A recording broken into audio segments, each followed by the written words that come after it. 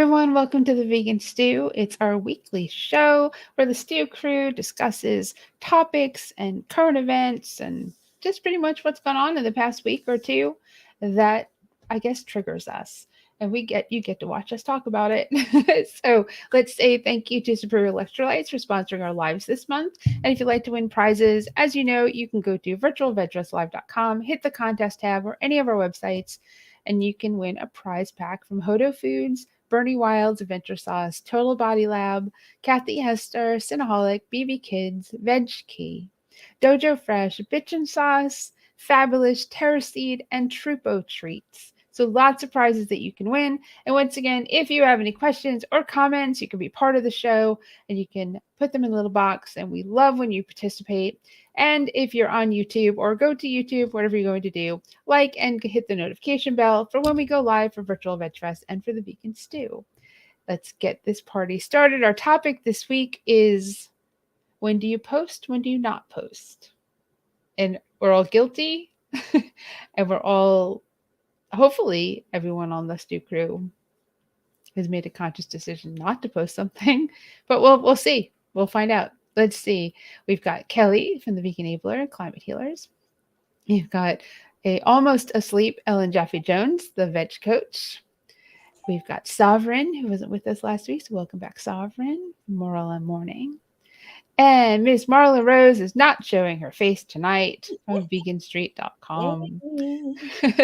So, where do we start? Does anybody have anything to say about current events? Maybe the elephant in the room. Does anybody know what's happening with the submarine Yes, thing? I have CNN on Sirius satellite in my car, and I just ran out to get water because the water where I'm at comes out brown, and so I had to go buy some bottled water. Anyway, speaking of water, they are just still out there, and everybody's looking for them. The last they heard this morning, somebody thought was tapping metal sounds, but they don't know if that's actually the remnants of the Titanic that's floating around or somebody's banging on the inside of a sub trying to get out. But it's not looking good at this point. I think they've run out of oxygen at this point, Yeah. right? Yeah, that's mainly, they thought they would run out sooner rather than later, but some of the people who are familiar with this kind of work say that these guys are experts enough knowing that they need to be calm and not not exert themselves so that they can conserve oxygen. But part of the problem others are talking about is the exhalation of carbon dioxide that, they can also die of CO2 poisoning. So, yeah. Marla is just making little noises in the background. Sorry. So I don't, this has obviously has nothing to do with vegan stew. It has nothing to do with veganism. However, it does have to do with our topic tonight because I've been reading some posts. I haven't really seen the posts of the vitriol and the hate towards these people who decided to spend all this money and go dive into the ocean to see the Titanic ruins. But there are people posting about all of this.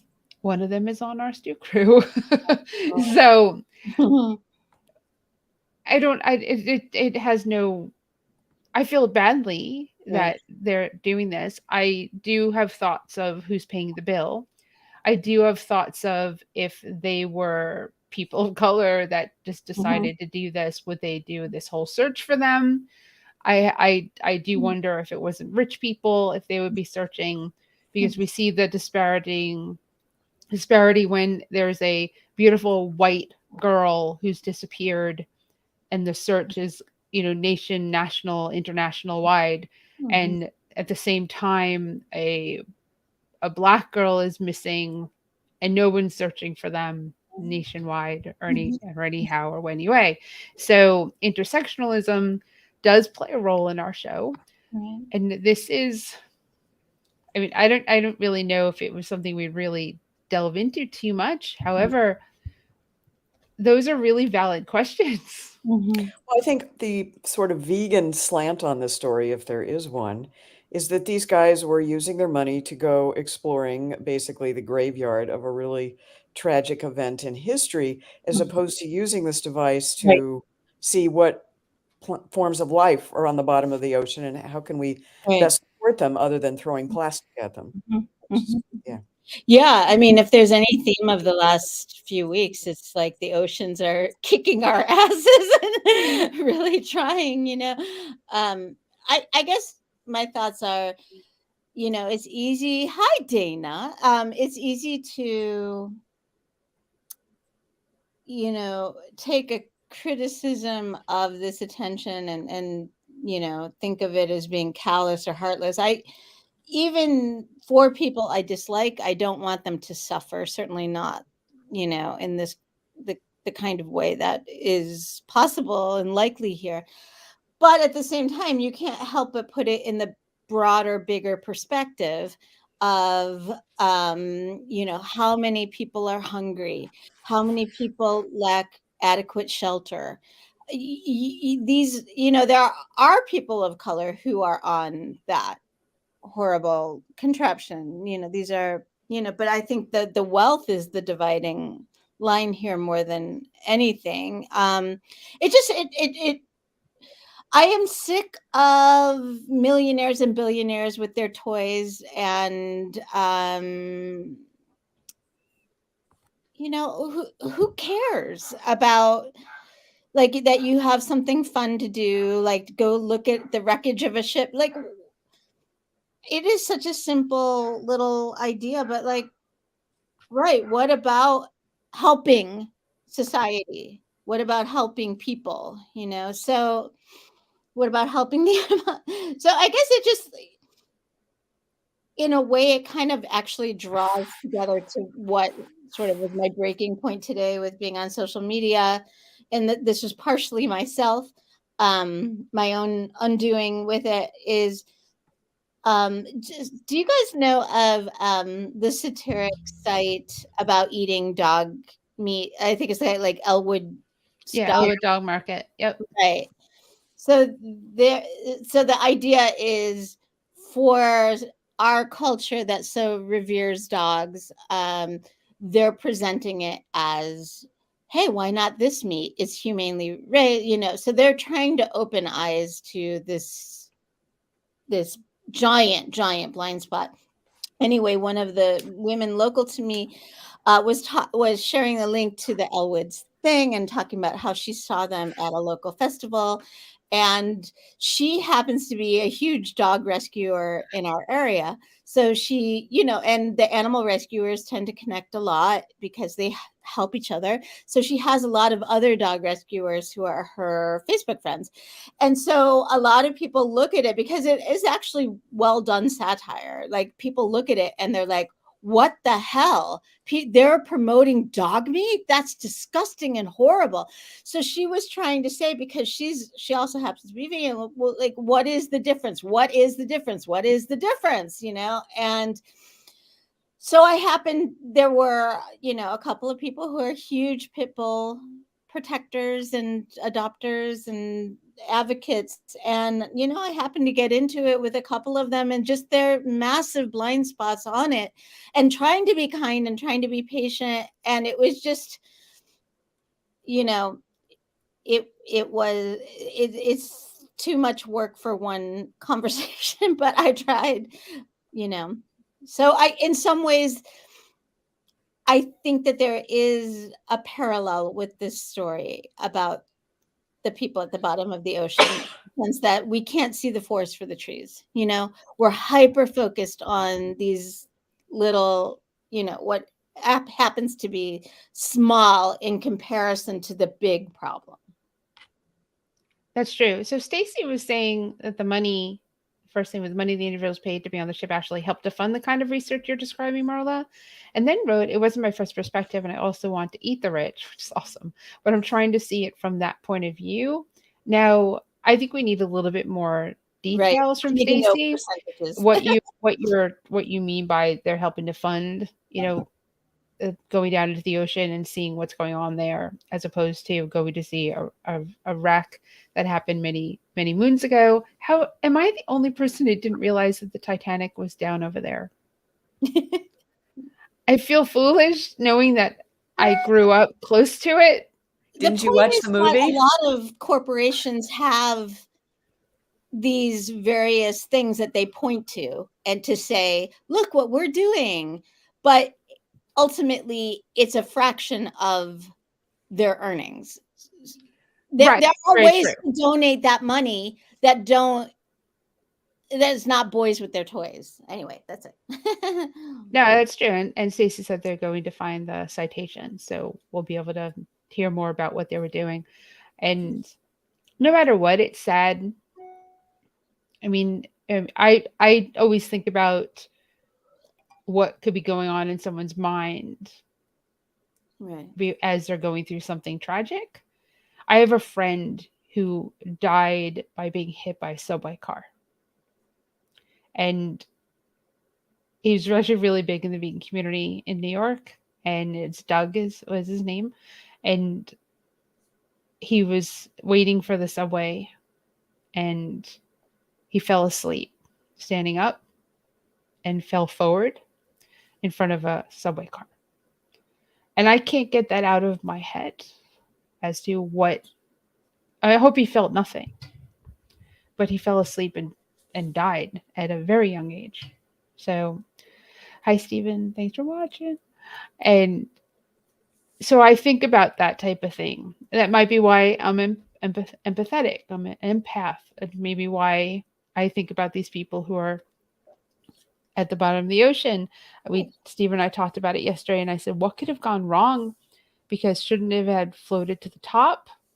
And I mean, I would think that nothing could break through the glass because the plexiglass probably should be bulletproof. They were talking about how it's only like 5 or 7 inches thick and it's carbon. Like in the carbon running shoes, there's a lot of give in that. I mean, I don't know if there's much that way, but they were just talking about how this company didn't have a good track record of safety. There's nobody that regulates it. You know, that kind of stuff. So there was also kind of a libertarian bent to what one of the I think the founder or somebody, the CEO, said is just basically like, screw regulation. We're here to, it's basically, they cheaped out. It's like all flash and no substance, like this is being run by,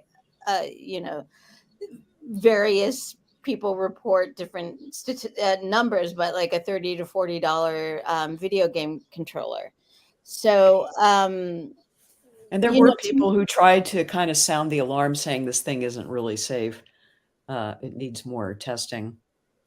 But of course, I guess there's always the blame game after these things. Right, exactly. There's anything that happens anywhere, there's always someone that's going to pop up and say, well, I told you so. Right, but how much attention were they getting before? Like if this was a Boeing or something that, you know what I mean? Like it just wasn't, there's not a lot of attention. This is for adventure people with lots of money. And I don't fault them for having money. I don't care, but it is an ethical issue of,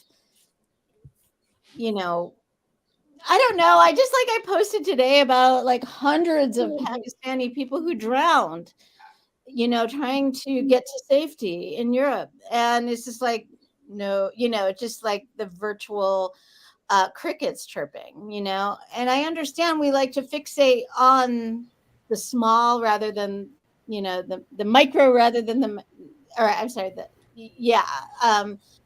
but it's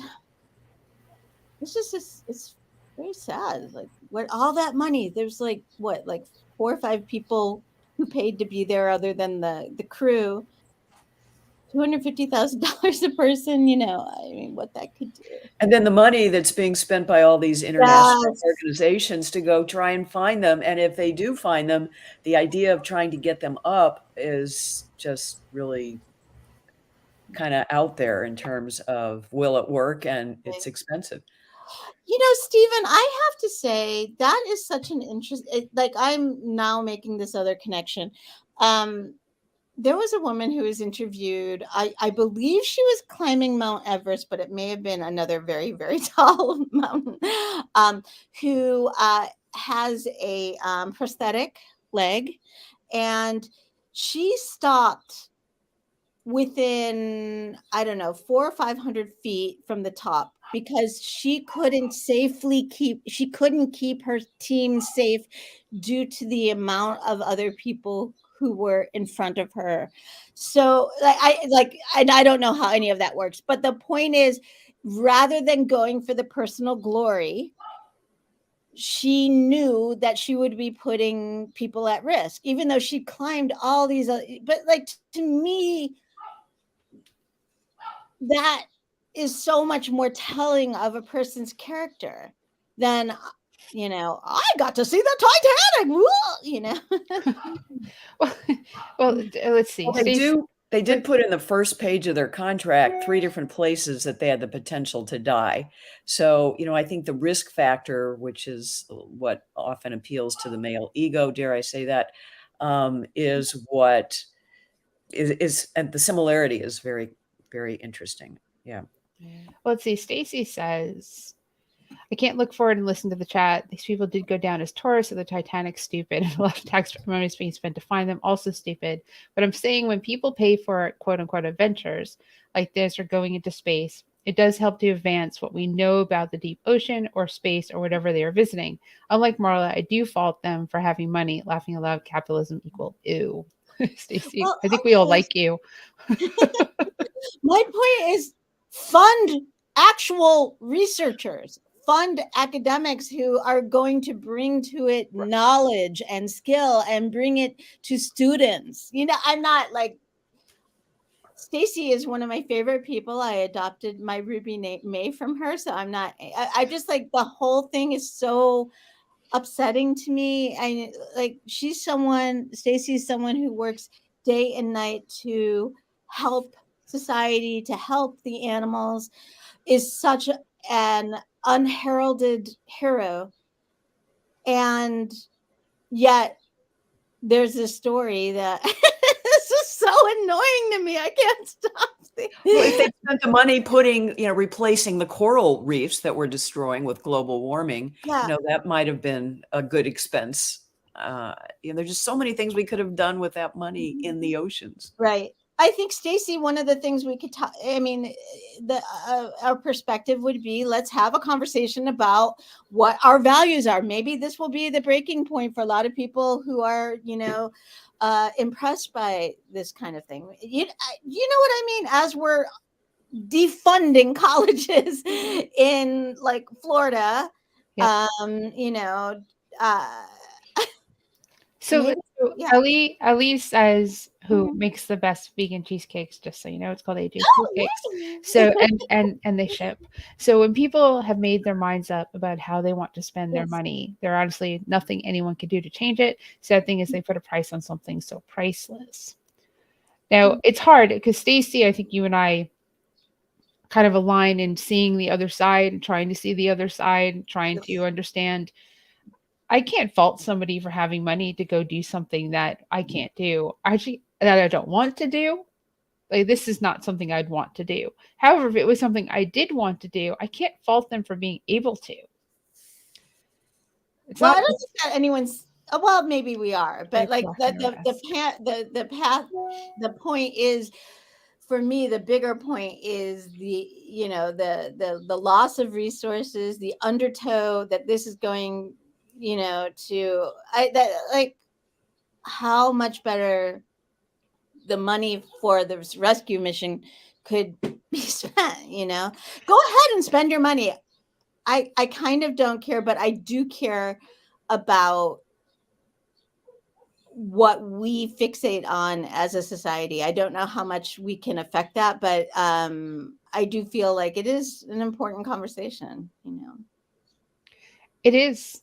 I agree with you, but if they didn't spend the money, most likely if they didn't spend the money on this, they would have spent it on something not ethically aligned with how we feel. So, they spend the money on hunting tigers and lions and doing stupid shit like that. Those are the business people, but we're talking about the Coast Guard, the phenomenal amount that of money piece, the money the Coast Guard and the Navy and resources going into this. I mean, that's taxpayers' dollars, and that, as a Yes. former reporter, I have real righteous indignation. Sure. about And that. these are libertarians for the most part, and here Come get me.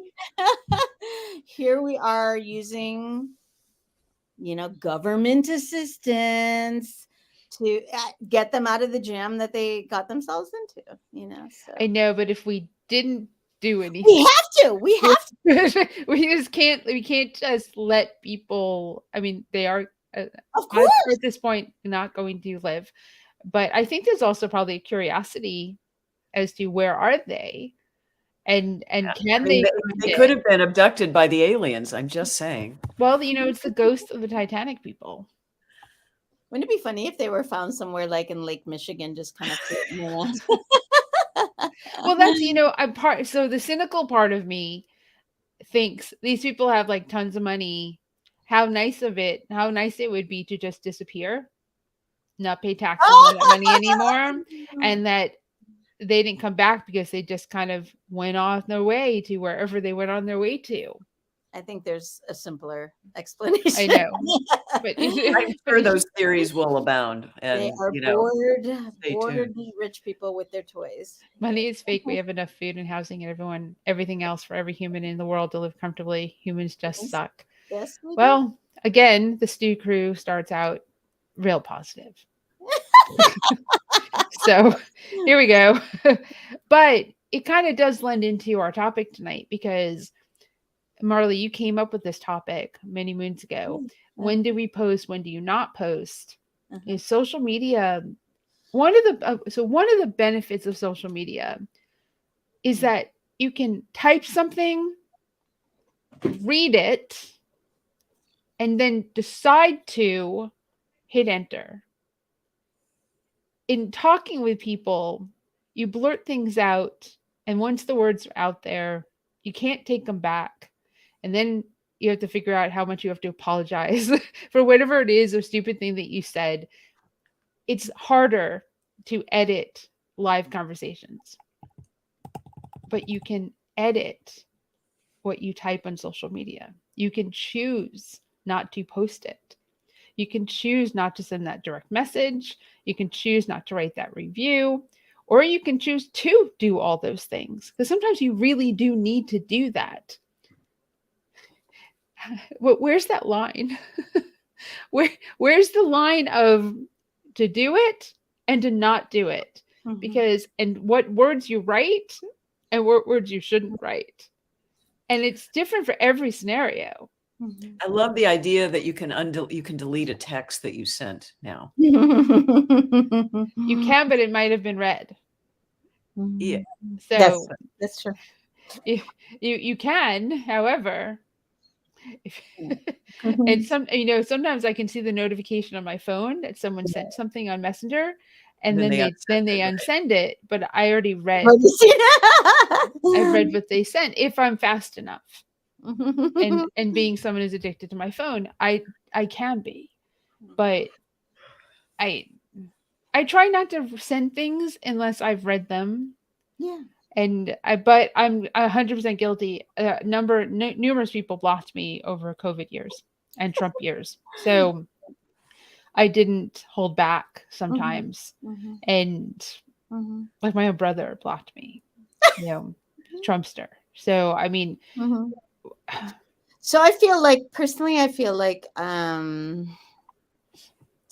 because we've all seen how things can go so south with well-intentioned posts, that people can really find the worst interpretation of something.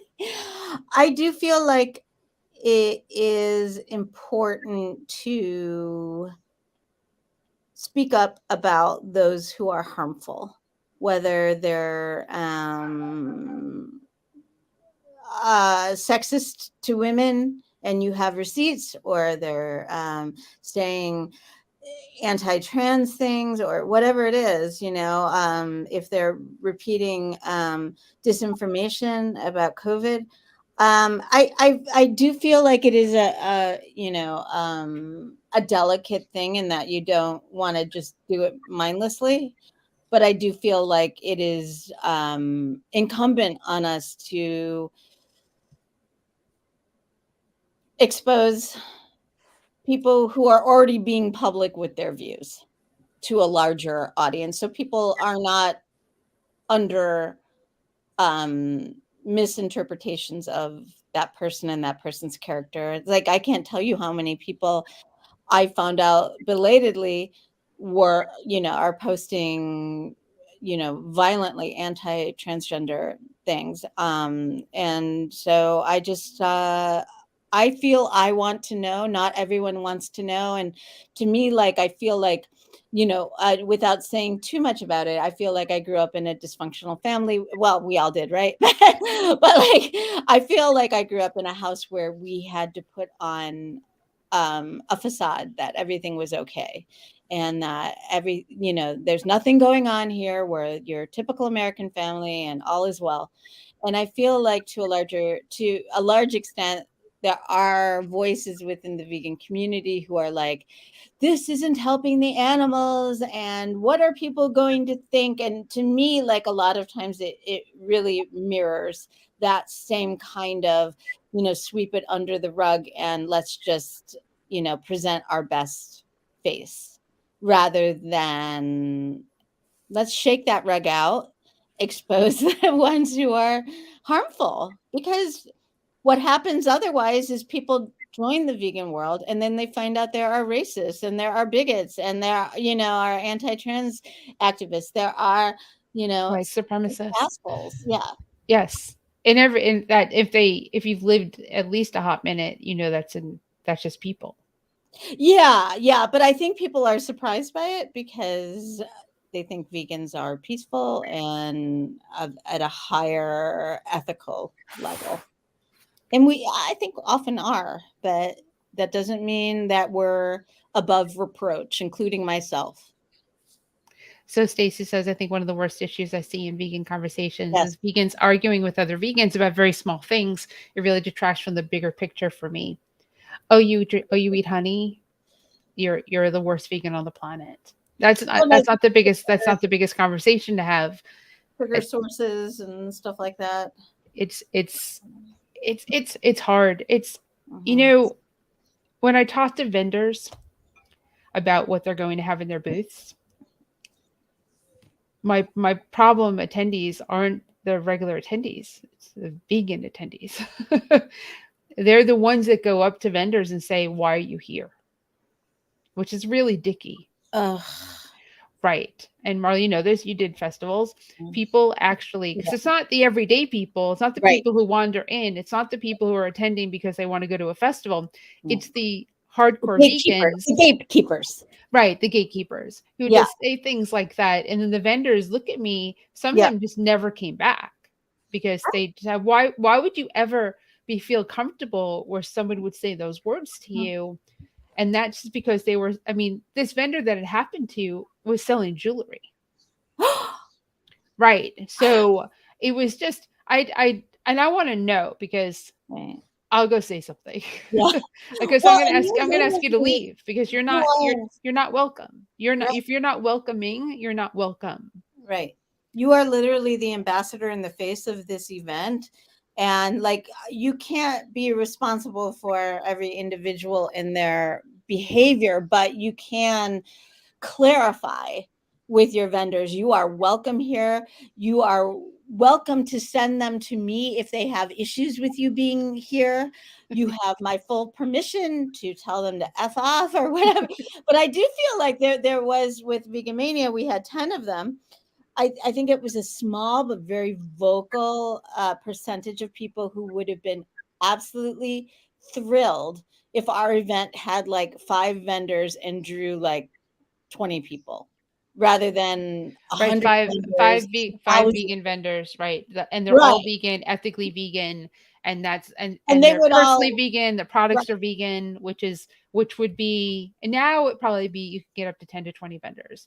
But then you probably were looking at like 5 reasons to nitpick. Oh, you're vegan for health reasons. Oh, how right? There's too much fried food. I mean, it's just it's hard because Marla, you actually go at on Vegan Street. You go at people more than I do. Mhm. On the nonprofit side, I have to have a balance Right. of what I say, but on my personal page, my personal stuff, I have less of a balance and more. I can be more direct. I just had, I mean, to keep with the festivals. Why is everything fried? Why is it junk food? Why is it not? Why is there no healthy food at Veg Fest? And like that big sigh from Marla, because festival days. Let's think about festivals and fairs. Party. Growing up, festivals and fairs were days where you got popcorn, cotton candy, Ice corn cream. dogs, ice cream, Mhm. lemonade. You got It's That's it. fried. You've got funnel cake. You got, Whatever. and they're still just going with American stuff. So Kelly, you can chime into like festival and fairs in Canada, but I have a feeling it might be similar. Veg Fest Day is a cheat day. And Because also, it's no one's business. Who cares? Like if I'm going to a festival and I'm on a no oil, no sugar, whatever diet, I mean, like there are people who won't go to a raw vendor because it's too high fat, who are doing that kind. Like, so at what point do we stop bending over backwards to like I all I can tell you is my cousin, who was not vegan, she has since passed away, went to Vegan Mania a few years ago and had a Reuben at the Chicago Diner and said, if I had any idea how delicious vegan food could be, I would have gone vegan so long ago. And my cousin had breast cancer 2 or 3 times. I just, like, there was a guy who was condemning us later and saying that what we should have had was like a giant salad bar for 6,000 people. What? And to which I say, okay, it's your turn to plan it next year. How unhygienic that would be, how nasty and disgusting and gross. Like there, oh my God, it's so gross. But like the idea is like we're trying to draw, in addition to Helene's point, that aren't we allowed to have fun sometimes? But also we're trying to show non-vegans that our food can taste like theirs and better. So yeah, I don't know, whatever. Stacy should be on the show. All my fat rolls have been sponsored by Humber's Just Egg Oreos and spicy sweet chili Doritos, all of which are vegan. So we're kind of off topic, but at the same time, we're kind of on topic because I have to respond to those comments. Yeah. Why is there not healthy food? And you know, I say it's a cheat day. Come to the festival, and you know, the vendors, they can try to put something healthy on their menus, but it's not what's going to sell that day. Yeah, they don't want to go broke. They don't want to right. Right. Right. And like you said, raw food festival may be too high fat for people, but perception wise, I guess people will be happy with raw food. Oh, there's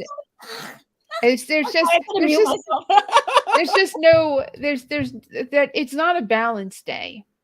It is desserts, it is fried food, it is like AJ's cheesecakes. It is the day that you all week eat if you're really a clean eater, and you do have a day of the week where you go, okay, I'm gonna like dive in and like just consume. Festival days are that day, because the vendors will bring it. And they're bringing it because when somebody wanders into that festival who knows nothing about the festival being vegan whatsoever, and they go over to that food truck and they get fried shrimp from Oh My God, who's not at this festival this weekend, but you know, they go and they get a fried oyster mushroom po' boy from Soul's Kitchen, or they get they get the cheesecake, or they get this food and they try it and they're like, well, it's good. You know, I mean, the thing is that veganism is my business. If somebody decides to eat a Beyond Burger over a kale salad, that is 100% not my business. And not only is it not my business, I don't give a flipping F. I don't care. Why would I care? why would I care? So anyway.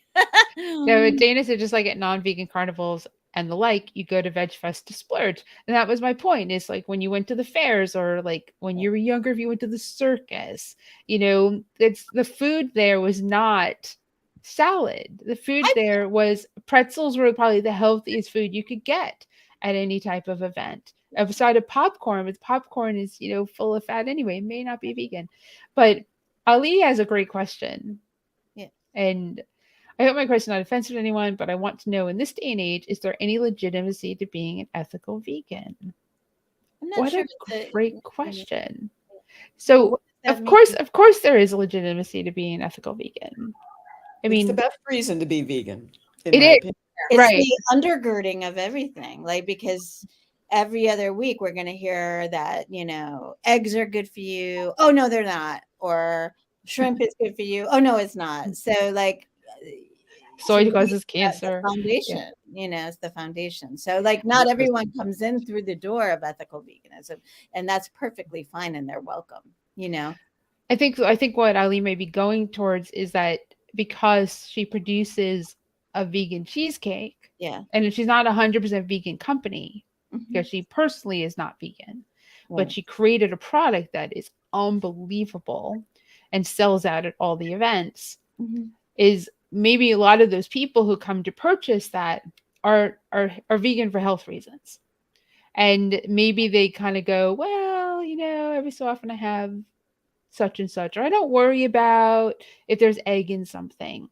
And that's not an ethical vegan, but the ethical vegans who focus on the climate and the animals, they kind of trump the health thing for ethical vegans. It's all of it, but the climate and the animals.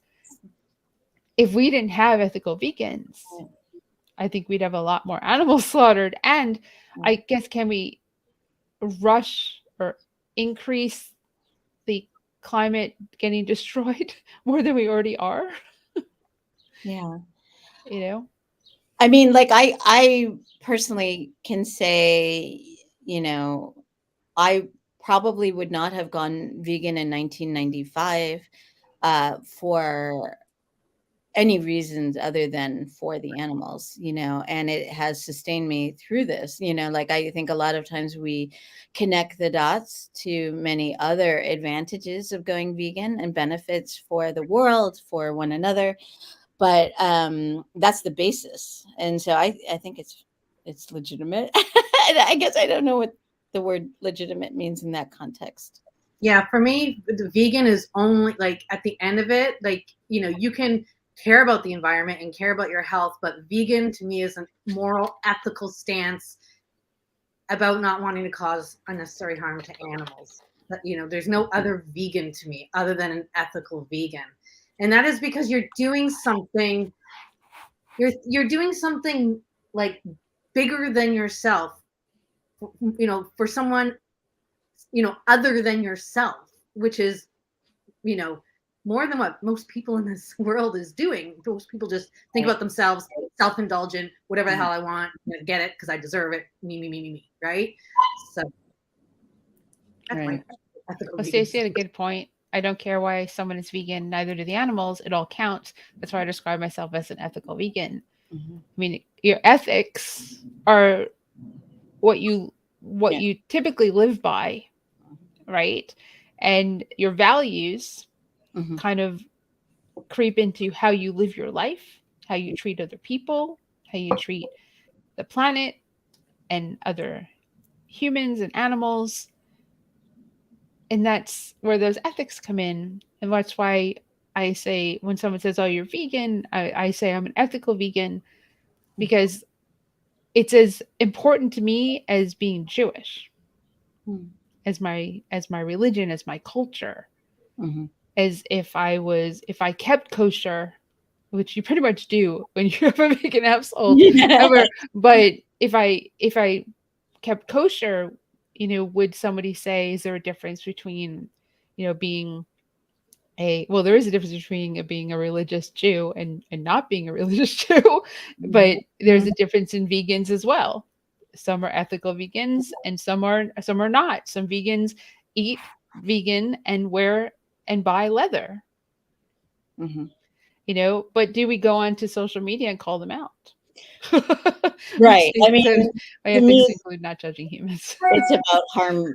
A lot of it's about harm reduction. If somebody has like old, wool or whatever from pre-vegan, like it's not, there are so many bigger pieces of tofu to fry or air fry. Sorry.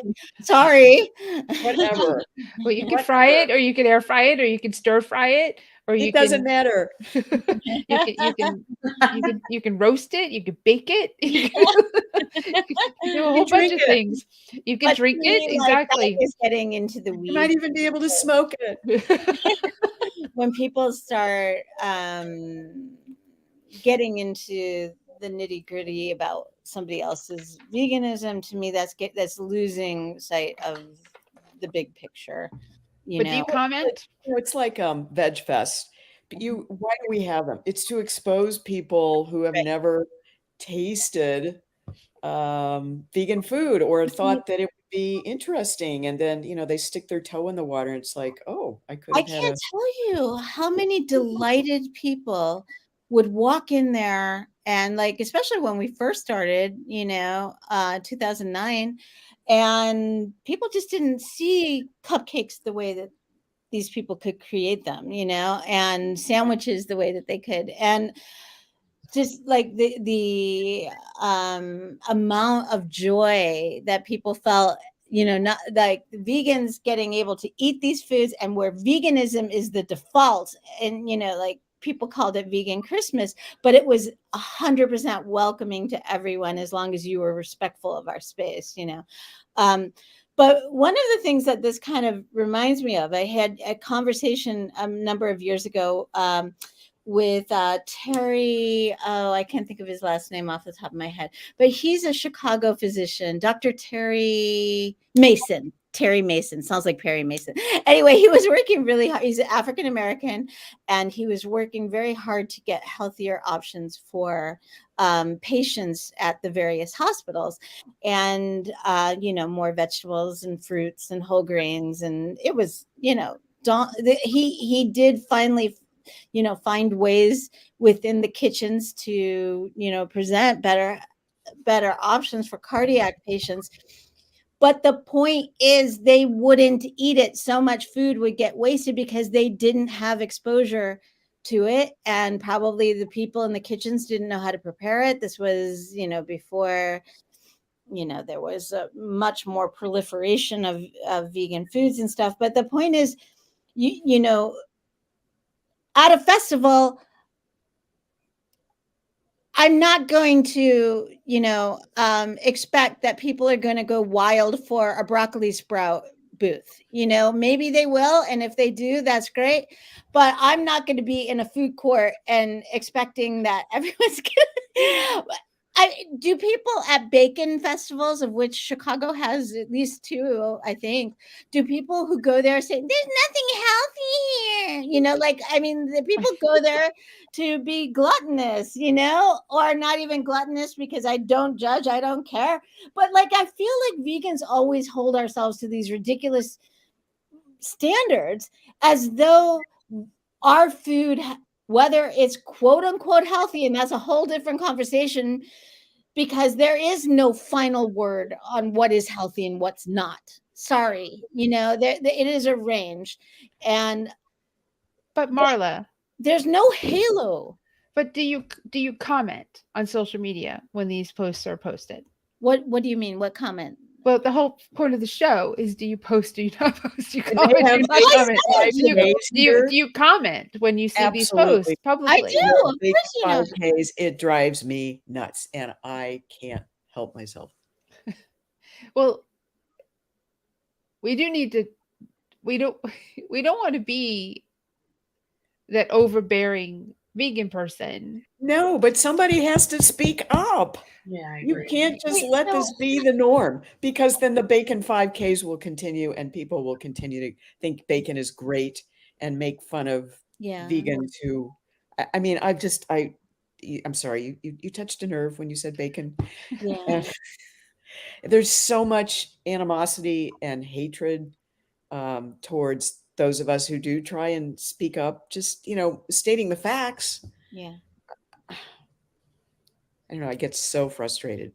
I just, Mhm. Marla, I hear where you're coming from, but social media, I look at it as free, and it's Mhm. a way to be out there, Mhm. being the voice saying, this is Mhm. not okay. It's not true that bacon is good for you, and people really believe it. Right, right, right. I think that like the important thing is, measuring how much patience you have that day. If I'm like really on hanging by a thread, I'm not going to wade into something really dark. But yeah, as Stacy pointed out, I was talking about dog rescues before, and that was an example of, yes, I weighed out like, oh, do I really want to get into this? And I did, because the original poster was being slammed by dog rescue people who don't care about other species. And like Stacy, people like Stacy who are vegan and animal rescuers, you have my absolute I just like the respect I have for your patience alone in the animosity that's directed toward you from fellow rescuers, or even just breed specific rescuers, um, is so admirable. It's so admirable. What Stacey was saying is that she's been ripped apart when she's pointed out how hypocritical it is to have a hot dog fundraiser for a dog rescue, spaghetti and meatballs for any type of cause, pizza, any heart association, let's have fried food.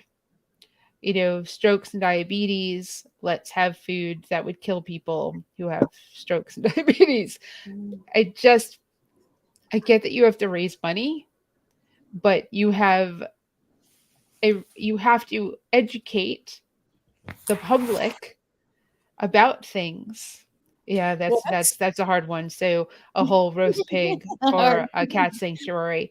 The or, disconnect. Cowspiracy. That was what that whole movie was about. All the environmental organizations that did all this fundraising and had served meat at their big annual fundraisers. I mean, just the disconnect is. Well, I think It's we have to be there to say something, and whether you want to keep arguing with people is a different matter. But I think, you say your piece, you add some, a helpful link or two. But like, there is real research on the fact that, like, if you go back and forth with someone, I think it's like 4 to 6 times, and there's no ground being like, you may as well just call it and move on. Your time is better spent elsewhere. So just yeah, most of the arguments are not, they're not debates or conversations. Most of them are you present like a logical, well thought out thought, which Yeah. is probably based in fact, and they attack you. Yeah, character assessment. Because there's a lack of intelligence, Mhm. typically on the other end of people who are ignorant to pretty much anything on the planet. And when you go at them with a brain Mhm. and knowing how to write and type Mhm. and putting it out there, Mhm. they don't have the Right. people go to attacks as opposed to conversation. I'm Mhm. always super impressed when I can have a conversation back and forth Yeah. with someone who's on the opposite side of something, because I'm open to that if I have the time to go back and forth. But most of the time, I'd say 99% of the time, if Mhm. I'm going to go and stick my neck out, Mhm. which when I have more time, I will. When I Right. don't, I don't. Yeah. But when I do, I can get dangerous on social media because I come at it with a brain. I come at it with being able to write well. Mhm. And, I can diffuse and I can put you in your place relatively easily. But That would cost. they just don't Right. get it. I do feel like the platform doesn't lend itself to real conversations and real vulnerability and honesty and that sort of thing. I think, as Stacy said, once in a while somebody will say that that you're right. I didn't think of it that way. I think it's rare. The other thing I wanted to say is I feel like our time is our most precious resource, and just to safeguard that. And the last thing I was going to say, and this on this thread, one woman, I was kind of simultaneously arguing with two people, but one woman was saying, well, I feel like what happens to dogs is worse because they're bred and then thrown in dumpsters, and there's no purpose. Like that, at least the point that she was trying to make was that at least with the animals people eat, there's some sort of benefit. Do you know what I'm saying? That's her point. So the killing of the animals to consume makes more sense than the breeding of the animals to be adopted or purchased, I should say, to be purchased. Yeah. And then should people throw them into bags and throw them out cars? And like breeding mistakes, like right. Yeah. But so anyway, my point to her is just like that. I'm not for any of that. But like, if you want to talk about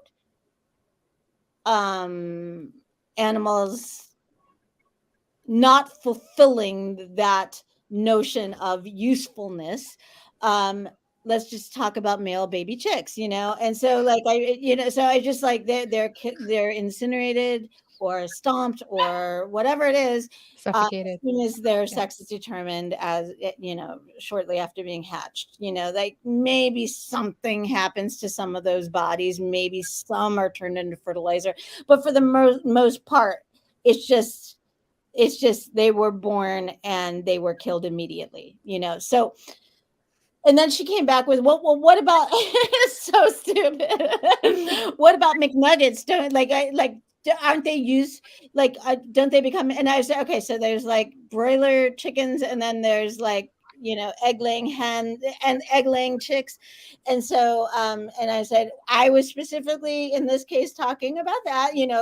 Broiler chickens get the great joy of being killed when they're like 4 to 6 months, but so I didn't say that sarcastically. And then I also said, and then she came back with, what about pink slime? I don't even know what her point. And I said, that's the beef industry. And here's the pink slime. She's talking about the chicken McNuggets. That's actually pink slime. Well, but like when you research it goes back to some sort of byproduct of there was misinformation about that, but it does go back to like the beef industry. But the point is, stop wasting my time, woman. Don't think that because they're baby chick, like that's what her thought was, because they're baby chicks, those are the ones used to make McNuggets. They don't even, how can they're just thrown away. Their bodies are so tiny they can't be produced into anything. Well, they're not meat birds, but so the point is that I don't like being the messenger, but like at this, and I didn't want to make fun of her, but at the same time, it's like, actually, you are quite incorrect, but that was kind of like my whole thing is, it's like there's so much misinformation and myths and all that we have to overcome. It's one of, I've said this before, but it's one of the reasons I'm an athlete. I'm going to be sponsored by Get Set Up, this really mainstream organization of athletes over 50 and at the National Senior Games. And when I'm up there, I wear their uniform because they're sponsoring me, but I wear a big vegan headband to show that we can get enough protein and all that. And it's a very indirect way. And they're doing tons of social media, from LinkedIn to TikTok. I mean, it's crazy stuff in some ways, but it's out there, and, they're not afraid to say I'm vegan, and it's almost better that they say it, because then people think, it's not coming from some ranting vegan lunatic. This is, somebody with some credibility or whatever.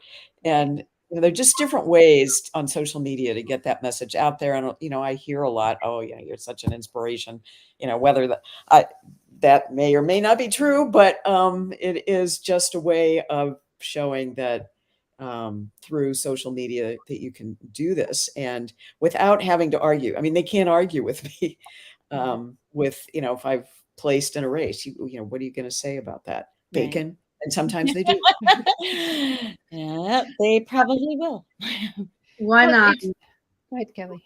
I was gonna say one social media. I'm assuming it's a social media outlet that I used to be on a lot was Clubhouse, and there would be like we would have like a vegan like activist group that would look at the scheduled rooms and go to like the environmental rooms and listen to them and listen to like their tips and their tricks and the reasons why there's so much plastic in the ocean and then go up on stage and say, well, did you know 45% of the plastic that's in the ocean is from fishing nets from our commercial fishing, and they would either just shut us down, take us off the stage, ban us from the room, or just not have anything to say because they know we're right and they have purposely not talked about that because it doesn't serve their particular cause's purpose if they're like something that's not vegan related. But I still remember like we went into one room and it was animal communicators. And we knew one person in the room who was on the stage. She was one of the communicators. She actually was a vegan, but the others weren't. And, they're all talking all about companion animals, all companion animals, And so we went up on stage and said, what do the animals in the animal agriculture industry, like, what do you hear? Right. What do they say?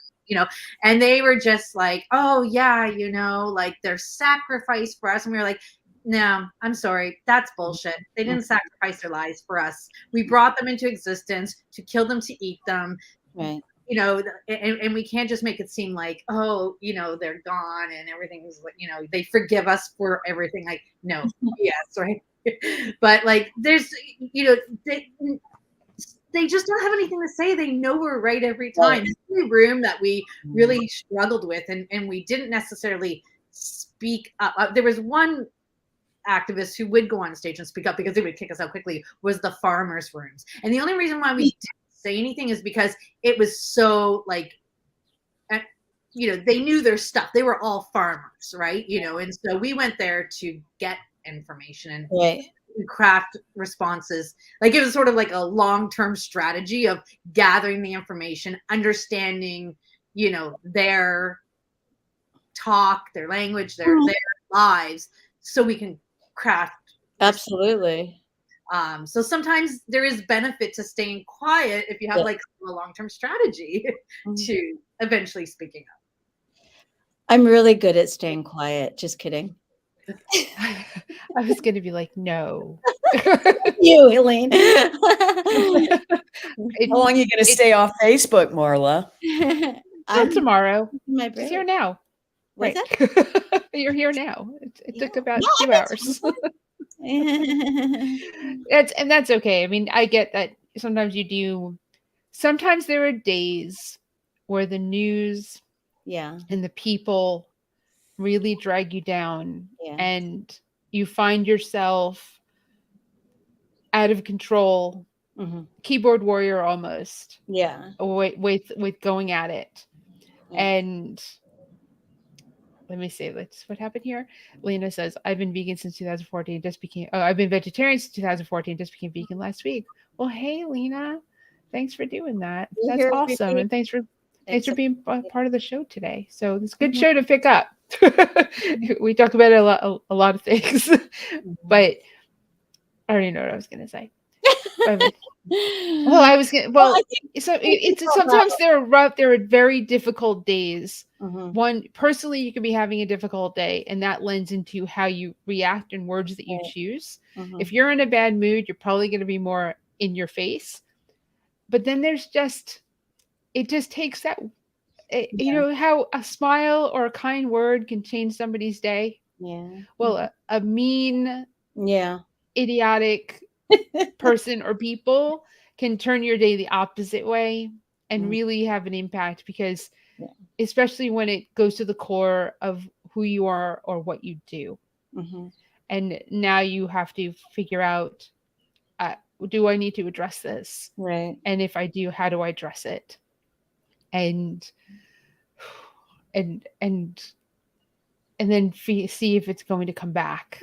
Mm-hmm. If it's going to, come back at you, which, Mm-hmm. it could. So there's, and Marla, I think today was one of those days. There's a lot of stuff going on. Yeah. And I listen to the news in the morning when I'm making the dogs breakfast, and I'm making our breakfast or our smoothie.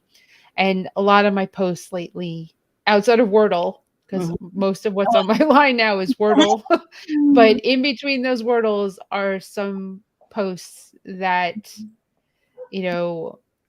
tipping is the new GoFundMe, and that's not a good thing, Right. right? I mean, and then today I should go get it, because it's, people need to think about stuff like this. Mm-hmm. I think it's really important. Right. A two-tiered system of justice: white person mass kills and comes out alive, person of color gets pulled over and ends up shot dead. This is what a two-tiered system actually looks like. Right. I think that, I'm going to be stating the obvious, but like, in addition to social media and the larger, world events, we all have stuff going on in our lives that may or may not be bringing us to a tipping point of sorts. And I think just like having enough self-awareness to know I'm not being effective anymore because I'm not happy right now. I'm doom scrolling. I'm looking for things that aggravate me. I'm arguing with people, and like when I'm in that mode, which happens, I know I'm not effective, and I know I'm making myself unhappier. And when I'm not happy, it's not benefiting anyone. So just, I think one of the more interesting technological advancements is you can choose to have your phone tell you how much screen time you've yeah. had. I always find that to be, really, I was on 5 hours a day. Maybe I Mhm. need to cut that back an hour or two and go out for a run or just a walk in Mhm. nature and kind of ground yourself. And there's this whole thing called grounding, which I think there is a lot to it, that our feet are meant to touch the Yes. ground. I mean, the electromagnetic field that's in the ground is really good for our souls and all that. Google it. And it's like technology, the whole thing of being plugged online is just relatively new, and what it's doing to our Yeah. brain and Yeah. our heart is something we really need to look at, I think. My Totally. daily average of screen time on my phone this week is 7 hours and 40 minutes. Daily average. Congratulations. A lot of that is work, right? I mean, It's all work, isn't it? I should know. I Except for choose Wordle. to, I choose to It's good for your wake brain. up and spend hours on my phone working from bed. And sometimes I choose just to work. I work on a computer. I pick up my phone to look stuff up. I use the map on the phone. I look up words on the phone instead of some reason going to a browser with the three browsers I have open and then opening up another tab. Not like Ellen's tabs where she's got I don't have as many as that, but I just choose not to. But I can tell you, and Stephen can vouch for this, is that the number of tabs that I have open on my phone is 500. Awesome. always helpful, always useful. The only reason I ever close them is if my phone for some reason goes down the toilet and you call or talk to somebody and they say, turn your phone off. Do you ever turn your phone off? No, why would I do that? Sometimes thank you for making me feel like I'm not alone. This You also are makes me very feel like alone. I Yeah. go into people's houses and I see how many refrigerators they have, and I report back to Steven that we're like normal to have 2 refrigerators and a freezer. I said, we're short. We could have more. So there's so We just have one. I feel but bad. I mean, I go into he's like, this isn't normal, and I go into other people's homes, and I was like, look, they've got even more. So How many this is does somebody perfectly normal. need? Well, right now, one of the refrigerators is filled with vegan cheese from a company called Right. Armored I mean, Fresh. that makes So sense. Oh, I love their cheeses. Those are great. They're really it, good for grilled cheese. I'm So really glad to I'm hear that. They send slices on the cubes. They're delicious. Yeah, the cubes are so cute. Yep. speaking of social media, if you want to ever feel normal, go watch the hoarding shows that are out there. I mean, My it's life so related to having so comfort around you. Oh my gosh. I will send Steven to watch that so that when things are piled up on the table. Vegfest time in this house is very difficult because we have a lot of boxes. We have a lot Yeah. of things Yeah, because yeah. I when you and recognize that there time. was a lot of boxes when it was like one festival. So now there's just boxes between April and November. So it's not easy. It's not easy to live that way, Yeah. but at the same I time, so recognize that. Yes, no natural light getting in your house. It's like boxes piled and but I will say that I calm down by listening to true crime podcasts and watching true crime series. It's like about crazy serial killers. But it's my happy place. But we and should probably go, don't you think? we should. This is a great conversation. Thank you for it. We went all over the place, which is normal. I don't know what the topic is next week. I'll go look that up, and it could be Next week is next oh week wait, is yeah, next week we have we're another week before we have our break. Yes, there's another week this month. So let me say thank you to Ellen, who can go to sleep now. And then thank you to Sovereign, who was very quiet but is there. So thank you for coming. And then thanks Kelly up in Canada. And thanks Marla, who wouldn't show her face today. And thank you once again for joining the Vegan Stew and being part of the show. Great conversation. And we greatly appreciate it. So if you go to YouTube, please subscribe, like, hit the notification button so you know when we go live, Virtual Veg Fest Live, and on the Vegan Stew. Go to virtualvegfestlive.com and enter a contest to win one of 12 prizes, which are pretty awesome by our sponsors. And thanks to Superior Electrolytes for sponsoring our lives this month. We absolutely love them, and it is a great, great, very natural electrolyte drink that you can sample this Sunday at Triangle Veg Fest in Durham, North Carolina, which is the original and largest vegan festival in the Triangle. And we're super excited because it's our home and flagship event. Other than that, have a great night, and we will see you next week for another fun and interesting topic. And of course, who knows what's going to happen over the next 7 days that we'll have something to say about. We'll see you soon. Bye.